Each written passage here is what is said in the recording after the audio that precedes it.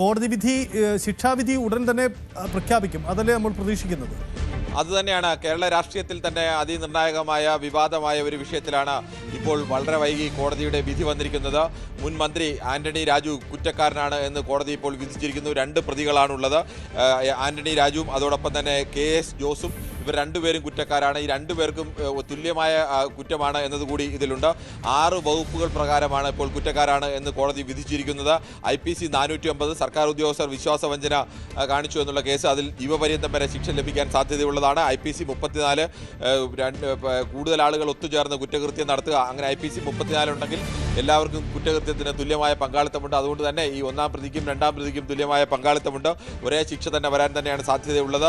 ഈ 2 ജീവപര്യന്തം ശിക്ഷ വരെ ലഭിക്കാൻ സാധ്യതയുള്ള കുറ്റങ്ങളാണ് ഈ 6 വകുപ്പുകളും. അതുകൊണ്ട് തന്നെ ആന്റണി രാജുവിന് MLA സ്ഥാനമടക്കം അയോഗ്യമാക്കപ്പെടുന്ന അവസ്ഥയിലേക്ക് പോകാനുള്ള സാധ്യതയുണ്ട്. പലതവണ കേരള രാഷ്ട്രീയത്തിൽ ഉയർന്നു വന്ന വിവാദമാണ്. 2006 ആന്റണി രാജുവിനെ സ്ഥാനാർത്ഥിത്വത്തിലേക്ക് വരുന്ന ഘട്ടത്തിലൊക്കെ VS അച്യുതാനന്ദന്റെ ഭാഗത്തു നിന്ന് ശക്തമായ എതിർപ്പുണ്ടാവുകയും അന്ന് ആന്റണി രാജുവിന്റെ സ്ഥാനാർത്ഥിത്വം ഒഴിവാക്കുകയും ഒക്കെ ചെയ്തതാണ് ഇടതുമുന്നണി. അതിനുശേഷമാണ് പിന്നീട് ആന്റണി രാജുവിന് സ്ഥാനാർത്ഥിയാവാനുള്ള അവസരമൊക്കെ ലഭിക്കുകയും മന്ത്രിയാവാനുള്ള അവസരമൊക്കെ ലഭിക്കുകയും ചെയ്തത്. അന്നെല്ലാം ഈ കേസ് അനന്തമായി നീണ്ടുപോവുകയായിരുന്നു.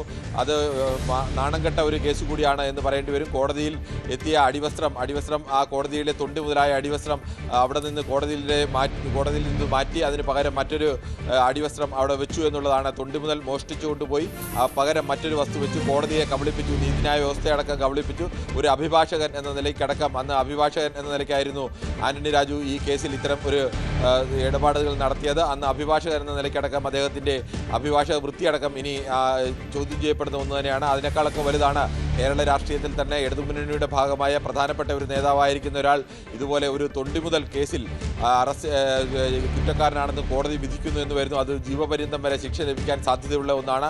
അങ്ങനെ വരികയാണെങ്കിൽ ആന്റണി രാജുവിൻ്റെ അയോഗ്യത കൊണ്ട് ഏതെങ്കിലും തരത്തിൽ സർക്കാരിന് ഭൂരിപക്ഷത്തിലോ അങ്ങനെ ഏതെങ്കിലും പ്രശ്നമുണ്ടാകുന്നില്ല. പക്ഷേ അത് ഉണ്ടാക്കുന്ന രാഷ്ട്രീയമായ നാണക്കേട്, ഇങ്ങനെ ഒരു തെറ്റുകാരനായ ഒരാളെ ഇത്രകാലം ഇടതുമുന്നണി ചേർത്ത് പിടിച്ചു എന്നുള്ളതും ഇടതുമുന്നണി മന്ത്രിയാക്കി എന്നുള്ള അടക്കമുള്ള ഒട്ടേറെ വിവാദ വിഷയങ്ങളിലേക്കടക്കം രാഷ്ട്രീയമായി തന്നെ വരുന്ന തെരഞ്ഞെടുപ്പിനടക്കം ഇത് ചർച്ചയാവാനടക്കമുള്ള സാധ്യതയുണ്ട്. ഈ കേസിലേക്ക് പോകുമ്പോൾ തന്നെ ഒരു തരത്തിലും ന്യായീകരിക്കാൻ കഴിയാത്ത രീതിയിൽ മോശപ്പെട്ട തരത്തിൽ എന്ന് അടക്കം പറയാൻ കഴിയുന്ന കോടതിയിൽ നൽകിയ ഒരു തെളിവ്, പ്രതിയുടെ അടിവസ്ത്രം, കോടതിയിൽ നിന്ന് പ്രതിയുടെ അടിവസ്ത്രം മോഷ്ടിച്ചു മാറ്റി അവിടെ മറ്റൊരു അടിവസ്ത്രം വെക്കുന്നു. ആ അടിവസ്ത്രം പ്രതിക്ക് ചേരുന്നതല്ല എന്ന് കോടതി അവസാനം കണ്ടെത്തുന്നു. അതോടുകൂടി പ്രതിയുടെ അടിവസ്ത്രത്തിനുള്ളിൽ നിന്ന് 61 ഗ്രാം ഹാഷിഷ് ഓയിൽ കണ്ടെത്തിയെന്നുള്ള കേസിൽ ആ അടിവസ്ത്രം തന്നെ പ്രതിയുടേതല്ല എന്ന് കണ്ടെത്തുന്നതോടുകൂടി അത് കേസിൽ അയാൾക്ക് അനുകൂലമായ വിധി ഉണ്ടാവുന്നു.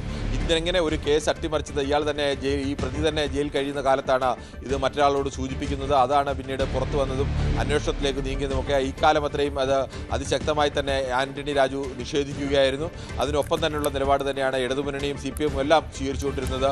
അവിടെ ഒരു പുതിയൊരു രാഷ്ട്രീയ വിവാദം കൂടി, ഇങ്ങനെ ഒരു തൊണ്ടി മുതൽ മാറ്റിയ ഒരാളെ ചേർത്ത് നിർത്തി അല്ലെങ്കിൽ അയാളെ മുന്നണിയുടെ നേതാവാക്കി നിർത്തി അയാൾക്ക് മന്ത്രിസ്ഥാനമടക്കം നൽകിയെന്നുള്ള ചോദ്യമടക്കം പ്രതിപക്ഷം ഉന്നയിക്കാനുള്ള സാധ്യത അടക്കമുണ്ട്.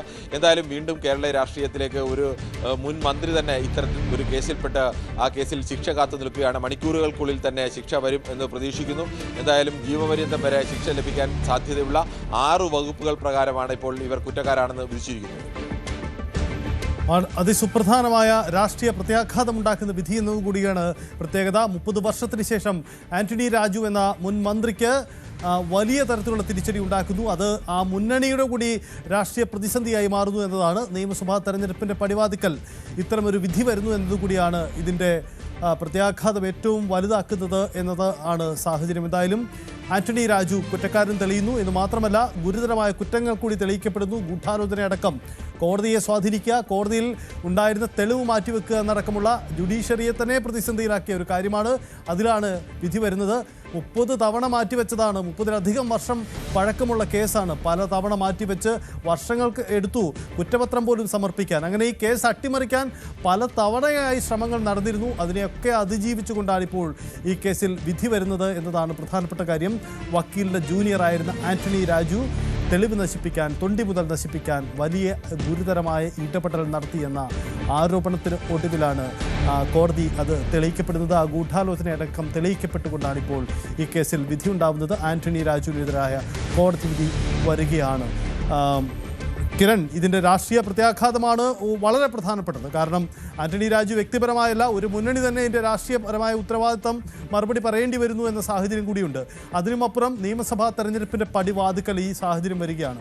തെരഞ്ഞെടുപ്പിനെ ഒരു മണ്ഡലത്തിൽ മാത്രമല്ല വലിയ രീതിയിൽ സ്വാധീനം ചെലുത്തില്ലേ ഈ തീരുമാനം? സജിത്ത്, അത് തന്നെയാണ് ഏറ്റവും പ്രധാനം. 30 വർഷത്തിന് ശേഷമാണ് ഈ വിധി വരുന്നത്. ഈ 30 വർഷത്തിനിടയിൽ പലതവണ ഈ വിഷയം കേരള രാഷ്ട്രീയത്തിൽ ഉയർന്നു വന്നിരുന്നതാണ്. അന്നൊന്നും ആന്റണി രാജുവിനെ കുറ്റക്കാരനാണെന്ന് വിധിച്ചിരുന്നില്ല. കോടതിയിൽ കേസല്ലേ, അത് കോടതി തീരുമാനിക്കട്ടെ, നിയമവ്യവസ്ഥ അനുസരിച്ച് മുന്നോട്ട് പോകാം എന്നുള്ള ഒരു നിലപാടിലാണ് നിന്നിരുന്നത്. ഒരു തവണയാണ് 2006 ആന്റണി രാജുവിന് അങ്ങനെ ഒരു രാഷ്ട്രീയ അവസരം നിഷേധിക്കപ്പെട്ടത്. അത് VS അച്യുതാനന്ദൻ്റെ ശക്തമായ നിലപാടുകൾ കാരണമായിരുന്നു. ഇങ്ങനെ ഈ വിഷയത്തിൽ പ്രതിയായി നിൽക്കുന്ന ഒരാൾ, അങ്ങനെ ഒരാളെ ഇടതുമുന്നണിയുടെ സ്ഥാനാർത്ഥിയായി മത്സരിപ്പിക്കുന്നത് ഇടതുമുന്നണിയുടെ ധാർമ്മികതയെ ചോദ്യം ചെയ്യുന്നതാണ്. അതുകൊണ്ട് തന്നെ അങ്ങനെ ഒരാളെ മത്സരിപ്പിക്കരുത് എന്നുള്ള ഉറച്ച നിലപാട് VS അച്യുതാനന്ദൻ സ്വീകരിക്കുകയും അതേ തുടർന്ന് ആന്റണി രാജുവിൻ്റെ സ്ഥാനാർത്ഥിത്വം നിഷേധിക്കുകയും ഒക്കെയായിരുന്നു. അതിനുശേഷം പിന്നീട് ആന്റണി രാജുവിന് സ്ഥാനാർത്ഥിയാവാനുള്ള അവസരം ലഭിക്കുകയും ആന്റണി രാജു ജയിക്കുകയും മന്ത്രിയാവുകയും ഒക്കെ ചെയ്തത് ആ ആന്റണി രാജുവാണ്. ഒരു അടിവസ്ത്രം മാറ്റിയ കേസിൽ, അതും ഒരു കേസിനെ സംബന്ധിച്ച് കേസ് യഥാർത്ഥത്തിൽ ഇതിന് ആസ്പദമായ സംഭവം ഉണ്ടായത് 1990 ഏപ്രിൽ 4 ഈ സംഭവം ഉണ്ടായത് എന്ന് ഓർക്കണം. ഈ കേസിൽ 2 പേരാണ് പ്രതികളായിരിക്കുന്നത്. ആന്റണി രാജു MLA രണ്ടാം പ്രതി KS ജോസുമാണ്. ഇവർ 2 പേരും കുറ്റക്കാരാണെന്ന് Nedumangad judicial first class magistrate കോടതി 1 കണ്ടെത്തിയിരിക്കുന്നത്. 1900 ഏപ്രിൽ 4 തിരുവനന്തപുരം വിമാനത്താവളത്തിൽ അടിവസ്ത്രത്തിൽ ഒളിപ്പിച്ച 2 പാക്കറ്റ് ലഹരി മരുന്നുമായി എത്തിയ ഓസ്ട്രേലിയൻ പൗരൻ ആൻഡ്രൂ സാൽവദോറിനെ രക്ഷിക്കാൻ തൊണ്ടി മുതലായ അടിവസ്ത്രം മാറ്റിയെന്നതാണ് കേസിന് ആധാരമായ സംഭവം. കേസിൽ പ്രതിയായ ഈ ആൻഡ്രൂസിനെ തിരുവനന്തപുരം സെഷൻസ് കോടതി 10 വർഷത്തേക്ക് തടവ് ശിക്ഷ വിധിച്ചിരുന്നു. പിന്നീട് ഹൈക്കോടതിയാണ് ഇയാളെ വിട്ടയച്ചത്. ഈ ആൻഡ്രൂ സാൽവദോറിൻ്റെ അഭിഭാഷകൻ്റെ ജൂനിയർ ആയിരുന്നു ആന്റണി രാജു. അന്ന് കോടതിയിലെ ക്ലർക്കിൻ്റെ സഹായത്തോടെയാണ് ഈ തൊണ്ടി മുതലായ അടിവസ്ത്രം കോടതി ഈ തൊണ്ടി മുതൽ സൂക്ഷിക്കുന്ന മുറിയിൽ നിന്ന് അതീവ രഹസ്യമായി പുറത്തെത്തിച്ച് ആ അടിവസ്ത്രം വെട്ടിത്തയ്ച്ച് ചെറുതാക്കി തിരികെ വെച്ചു എന്നുള്ളതാണ് കേസ്. പ്രതിയെ പിന്നീട് ഹൈക്കോടതി വിട്ടയക്കാൻ പ്രധാനപ്പെട്ട ഒരു തെളിവായി മാറിയതും ഇതുതന്നെയാണ്.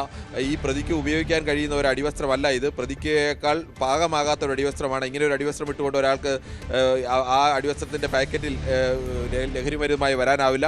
അതുകൊണ്ട് ഈ തൊണ്ടി മുതൽ തന്നെ വിശ്വാസയോഗ്യമല്ല എന്ന് ഹൈക്കോടതി കണ്ടെത്തുകയും അതിൻ്റെ അടിസ്ഥാനത്തിലാണ് അയാളെ വെറുതെ വിടുകയും ഒക്കെ ചെയ്തത്. ഇയാൾ ജയിലിൽ കിടക്കുന്ന ഘട്ടത്തിലാണ് മറ്റൊരു സഹ തടവുകാരനോട് ഈ വിവരം പറഞ്ഞത്. അയാൾ വഴിയാണ് ഈ വിഷയം പുറത്തു വന്നത്. തുടർന്ന് 1994 ഇത് സംബന്ധിച്ച കേസെടുക്കുന്നത്. 90 ഏപ്രിൽ 4 ഈ സംഭവം നടക്കുന്നതെങ്കിൽ 4 വർഷത്തിന് ശേഷം 1994 ഇത് സംബന്ധിച്ച കേസെടുക്കുന്നത്. കോടതിയിൽ സൂക്ഷിച്ചിരുന്ന അടിവസ്ത്രത്തിൽ കൃത്രിമം നടന്നുവെന്ന് ചൂണ്ടിക്കാട്ടി അന്വേഷണ ഉദ്യോഗസ്ഥൻ പരാതി നൽകുകയായിരുന്നു. അന്ന് പ്രതിക്ക് വേണ്ടി ഹാജരായ ആന്റണി രാജുവും കോടതി ജീവനക്കാരനായ ജോസും ചേർന്നാണ് ഇങ്ങനെ ഒരു തിരിമറി നടത്തിയതും എന്നും ഈ കേസിൽ കണ്ടെത്തിയിരുന്നു. തുടർന്ന് കേസന്വേഷിച്ച പോലീസ് കോടതി ജീവനക്കാരനായ KS ജോസിനെ 1 പ്രതിയായും ആന്റണി രാജുവിനെ 2 പ്രതിയായുമാണ് കുറ്റപത്രം സമർപ്പിച്ചത്. നെടുമങ്ങാട് കോടതിയിൽ വിചാരണ അന്തിമഘട്ടത്തിലെത്തുമ്പോൾ വഞ്ചനാക്കുറ്റം കൂടി പ്രതികൾക്കെതിരെ ചുമത്തണമെന്നാവശ്യപ്പെട്ട് മാധ്യമപ്രവർത്തകൻ ഒരു ഹൈക്കോടതിയെ സമീപിച്ചിരുന്നു. തുടർന്ന് ഈ വകുപ്പ് കൂടി ഉൾപ്പെടുത്തിയാണ് വിചാരണ പൂർത്തിയാക്കിയത്. ആ വകുപ്പ് കൂടി, ഗൂഢാലോചന വകുപ്പ് കൂടി ഇതിൽ ഉൾപ്പെടുത്തിയിരുന്നു. കേസ് റദ്ദാക്കണമെന്നാവശ്യപ്പെട്ട് ആന്റണി രാജു സുപ്രീം കോടതി വരെ പോയെങ്കിലും വിചാരണ പൂർത്തിയാക്കാനായിരുന്നു കോടതിയുടെ നിർദ്ദേശം. അത് കോടതി കേസ് റദ്ദാക്കണമെന്ന് ആന്റണി രാജുവിൻ്റെ ആവശ്യം സുപ്രീം കോടതി അടക്കം അംഗീകരിച്ചില്ല. കേസിൽ 29 സാക്ഷികളാണ് ഉണ്ടായിരുന്നത്. ഇതിൽ 19 പേരെയാണ് വിസ്തരിച്ചത്. കുറ്റപത്രം സമർപ്പിച്ച് 13 വർഷം കഴിഞ്ഞാണ് 30-ലധികം തവണ ഇപ്പോൾ ഈ വിധി വന്നിരിക്കുന്നത് എന്ന പ്രത്യേകത കൂടിയുണ്ട്. കോടതിയിൽ പലതവണ ഈ കേസ് അനന്തമായി ഇങ്ങനെ നീണ്ടുപോവുകയായിരുന്നു. 30-ലധികം തവണയാണ് ഈ കേസ് മാറ്റിവെച്ചത്. 1 വർഷത്തിനകം വിചാരണ നടപടികൾ പൂർത്തിയാക്കണമെന്ന സുപ്രീം കോടതിയുടെ നിർദ്ദേശം ഇതിനിടയിലുണ്ടായി. ഇതേ തുടർന്നാണ് ഇപ്പോൾ വിചാരണ നടപടികൾ പൂർത്തിയാക്കിയപ്പോൾ കോടതി കുറ്റക്കാരനാണെന്ന് വിധിച്ചിരിക്കുന്നത്. ഈ 6 വകുപ്പുകളാണ് പ്രധാനമായും ഉൾപ്പെടുത്തിയിരിക്കുന്നത്. IPC 409 സർക്കാർ ഉദ്യോഗസ്ഥൻ വിശ്വാസവഞ്ചന കാണിച്ചു എന്നുള്ളത്, IPC 34 മറ്റുള്ളവരുമായി ചേർന്ന് യോജിച്ച് കുറ്റകൃത്യം നടത്തിയെന്നുള്ളത്, 120B ഗൂഢാലോചന, 201 വഞ്ചന, വ്യാജരേഖ ചമയ്ക്കൽ, അങ്ങനെ 6 വകുപ്പുകളിലാണ് ഉണ്ടായിരുന്നത്. 9 വകുപ്പുകളാണ് ഉണ്ടായിരുന്നതിൽ 3 വകുപ്പുകളാണ് ഒഴിവാക്കിയത്. ഈ 6 വകുപ്പുകൾ പ്രകാരം ജീവപര്യന്തം അടക്കം ശിക്ഷ ലഭിക്കാൻ സാധ്യതയുള്ള വകുപ്പുകളാണ് ഇതെല്ലാം. അതുകൊണ്ട് തന്നെ ജീവപര്യന്തം അടക്കമുള്ള ശിക്ഷയ്ക്കുള്ള സാധ്യതകൾ തന്നെയാണ് മുന്നിൽ നിൽക്കുന്നത്. അങ്ങനെ വന്നു കഴിഞ്ഞാൽ സ്വാഭാവികമായും ആന്റണി രാജു MLA സ്ഥാനത്ത് നിന്ന് അയോഗ്യനാക്കപ്പെടുന്ന അവസ്ഥയിലേക്കുണ്ടാവും. MLA സ്ഥാനത്ത് അയോഗ്യനാക്കപ്പെടുന്നതുകൊണ്ട് സർക്കാരിൻ്റെ ഭൂരിപക്ഷത്തിലോ മറ്റെന്തെങ്കിലും പ്രവർത്തനത്തിലോ ഏതെങ്കിലും തരത്തിൽ തടസ്സമുണ്ടാവുന്നില്ല എന്ന് മാത്രമല്ല ഇനി 1-2 മാസം മാത്രമാണ് പരമാവധി ഈ നിയമസഭാ കാലാവധി. 3 മാസമാണ് കാലാവധി ഉള്ളത്.